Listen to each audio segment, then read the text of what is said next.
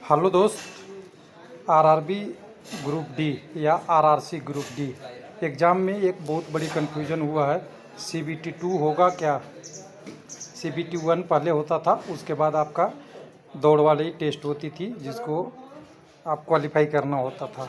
लेकिन कई जगह ये मिल रहा है कि सीबीटी 2 भी लिया जाएगा, और सीबीटी 2 भी लिया जाएगा तो इसका प्रूफ बहुत कठिनाई है कि विद्यार्थी को कन्फ्यूजन भी बहुत बड़ा क्रिएट कर रहा है।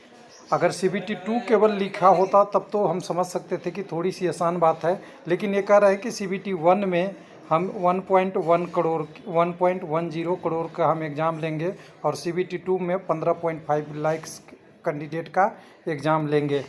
ये कहाँ लिखा हुआ है? तो ये टेंडर डॉक्यूमेंट में लिखा हुआ है।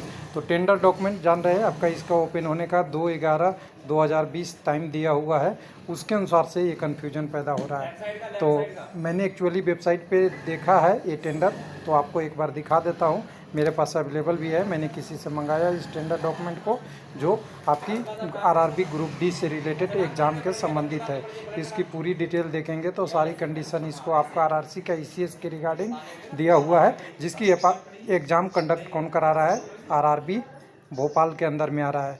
जैसा कि आपने मिनिस्ट्रियल का देखा होगा, अजमेर के द्वारा आता है, और एनटीपीसी का आपका चेन्नई के द्वारा आता है। तो ग्रुप डी के लिए भोपाल को इस टेंडर को प्रोसेस या कंट्रोलिंग ऑफिसर के रूप में ये काम करेगा आरआरबी भोपाल। तो इस टेंडर में हमने सारा चीज़ एक एक करके पढ़ा, ऐसे आसानी से मिलता नहीं है, लेकिन टेंडर में 2-3 चीज़ें हम ज़रूर देखना चाहेंगे हमेशा। कोई भी कैंडिडेट हो तो उसको आपको पता करना है। तो यहाँ तक तो कहीं नहीं लिखा हुआ है कि सीबीटी 2 होगा, लेकिन कई जगह देखिए मल्टी स्टेज कंप्यूटर टेस्ट लिखा हुआ है, जबकि हम जानते हैं ग्रुप डी में केवल सीबीटी 1 होता था। सीबीटी 1 यानी एक ही सीबीटी होता था, उसके बाद आपका क्वालिफाई वाला जो दौड़ वाला टेस्ट और आपका वज़न 35 केजी वज़न वाला टेस्ट होता था। ये दोनों टेस्ट के अलावा इन्होंने कहाँ से सीबीटी 2 ला दिया, ये एक बहुत बड़ा सवाल है। तो यहाँ देखिए मल्टी स्टेज से तो हम नहीं मानते, हमें भी लगता है कि नॉर्मल स्टेज है। ये गलतियाँ भी हो सकती है क्योंकि ये टेंडर डॉक्यूमेंट का है। तो टेंडर डॉक्यूमेंट में हम पूरी नीचे एक एक करके डिटेल में जाते हैं। तो नीचे डिटेल में जाएंगे, थोड़ा सा और नीचे आते हैं। हमने सारा पढ़ा इसको, क्या प्रोसेस है, कितनी लगनी चाहिए, कब ओपन होनी चाहिए, सारा प्रोसेस दे रखा है। लेकिन ये सब हमारे काम का नहीं है इस वीडियो के पार्ट के लिए, क्योंकि हम वहाँ डिटेल पॉइंट पे जाएंगे। तो नीचे आते जाते हैं, कहाँ है अभी जी? पार्ट 2 में आता है। पार्ट 2 में भी हम आगे जाएंगे, कितने बोर्ड इसका कंडक्ट करेंगे उसके बारे में है, उसके बारे में भी और देखेंगे। तो नीचे आएगा यहाँ देखिए, रेलवे रिक्रूटमेंट बोर्ड किसकी एग्ज़ाम कराती है। तो यहाँ से एक चीज़ हमें मिलेगा जो वीडियो में थोड़ी देर में हम बात करेंगे इस पार्ट को। तो पहले हम बात करते हैं उस वाले पॉइंट को जिसके वीडियो पार्ट है। तो दिया हुआ है स्टेज ऑफ एग्जामिनेशन, यहाँ पे देखिएगा इशू फॉर नोटिस के बारे में, invite application form of candidate, उसके बाद कंप्यूटर बेस्ड टेस्ट सीबीटी 2, इसी की बात हो रही है। इसी स्टार पॉइंट की हम बात कर रहे हैं जहां पे लोग कह रहे हैं सीबीटी 2 होगा। लेकिन यहाँ भी लिखा हुआ है कि इफ़ रिक्वायर, जब ज़रूरत पड़े तो हम लेंगे। लेकिन हमें यहाँ भी कन्फ्यूजन होती है कई बार कि अगर इफ़ रिक्वायर है तो यहाँ पे तो हम कहेंगे कि नहीं रिक्वायर है।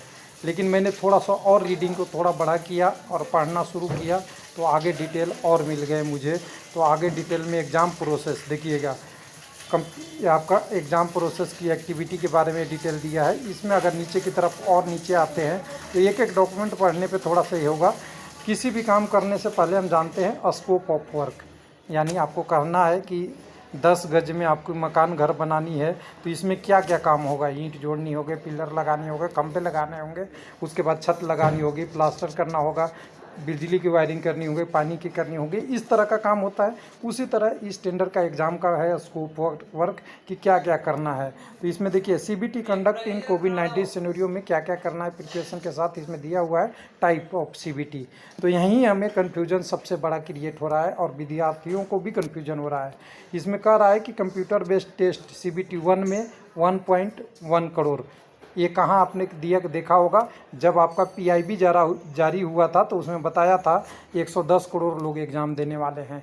तो ये तो आपका ग्रुप डी का ही, ग्रुप सी का ही, ग्रुप डी का ही है, कोई कन्फ्यूजन नहीं है। और इसी में कह रहा है कि सीबीटी 2 हम लेंगे कितने कैंडिडेट का, तो यहाँ पे 15.56 लाख कैंडिडेट का, यानी वो जो 15 गुना या 20 गुना का क्राइटेरिया रखा होगा उस हिसाब से ये जितनी वैकेंसी है। तो आप जानते हैं 1 पॉइंट कुछ लाख वैकेंसी है, उसको अगर 1.3 लाख के आसपास वैकेंसी है, इसको अगर 15 से गुना कर देंगे तो 15.56 लाख ही आएगा। तो यही सबसे बड़ी कन्फ्यूजन है कि ये मैच करके कैसे दे रहा है। अभी तक तो हम एग्ज़ाम में कहते थे कि केवल CBT 1 होगा, यहाँ CBT 2 की बात कहाँ से आ गई, अभी भी कन्फ्यूजन है। लेकिन जनरली हम क्या जानते हैं, इस कन्फ्यूजन को समझने के लिए हम जानते हैं कि कोई भी एग्ज़ाम है तो ये देखिए एग्ज़ाम में लिख रहा है, जिसकी हम बोले थे कि थोड़ी देर में बात करेंगे। यहाँ देखिए इन्होंने सबकी एग्ज़ाम के बारे में लिख दिया है। ग्रुप डी भी लिखा हुआ है, आइसोलेशन भी है, लोको पायलट भी है, पैरामेडिकल भी है आपका, उसके बाद नॉन टेक्निकल ग्रेजुएट लेवल है आपका, जूनियर इंजीनियर वगैरह, सेक्शन इंजीनियर, सभी पोस्ट का है।